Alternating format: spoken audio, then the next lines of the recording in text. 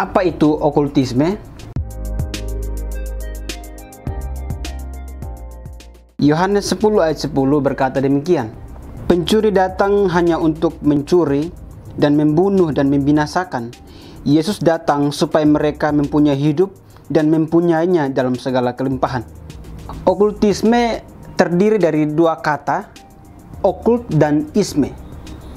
Okult berasal dari bahasa Latin, yaitu occultus, yang berarti tersembunyi, rahasia, seram, gelap, dan misterius.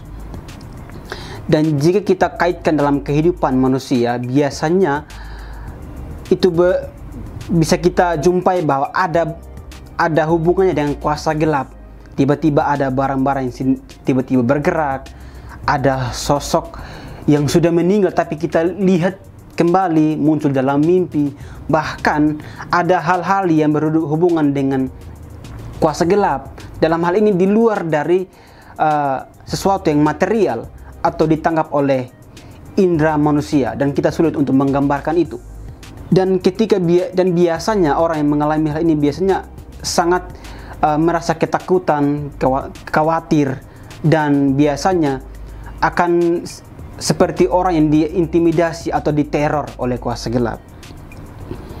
Dan apabila kita perhatikan dalam Alkitab, khususnya dalam kitab Injil, para penulis mereka selalu membahas tentang topik ini.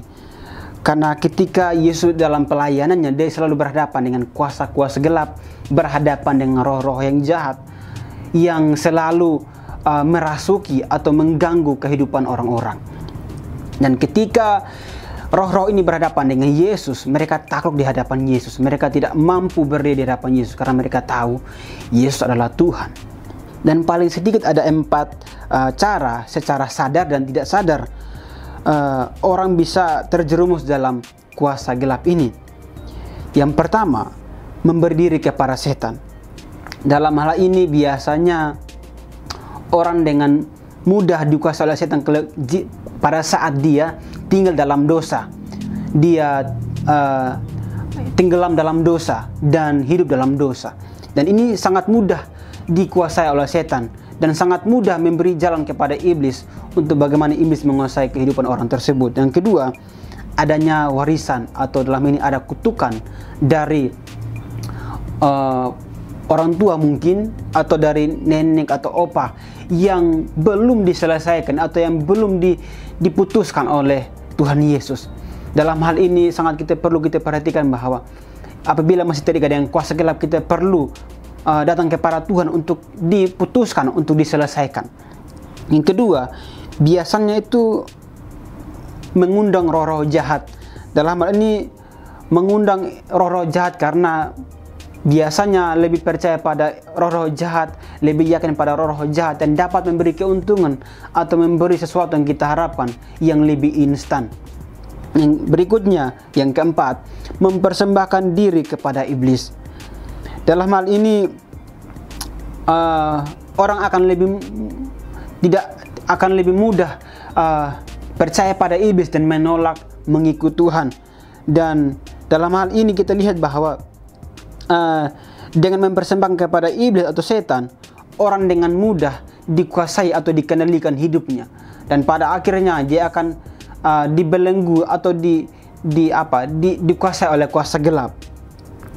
Dan memang sangat mudah kita lihat bahwa ketika orang dikuasai oleh kuasa gelap atau diselimuti oleh kuasa gelap, biasanya akan sangat susah, sangat sulit untuk menerima firman Tuhan. Dia akan memberontak, dia akan tidak suka dan tidak mau untuk mendengarkan firman Tuhan, dan akan dikuasai oleh kuasa gelap. Dan kita lihat bahwa iblis dan kawan-kawannya tidak akan pernah berhenti untuk membuat manusia menjauh daripada Tuhan, membuat manusia tidak dekat pada Tuhan. Dan mereka akan berusaha supaya manusia tidak bersandar lagi kepada Tuhan, tidak lagi menyembah Tuhan, tidak lagi memuliakan nama Tuhan. Dan kita lihat bahwa setiap orang yang memang dikuasai oleh kuasa gelap, pasti hidupnya akan dikendalikan sepenuhnya oleh kuasa gelap. Sekian dan terima kasih.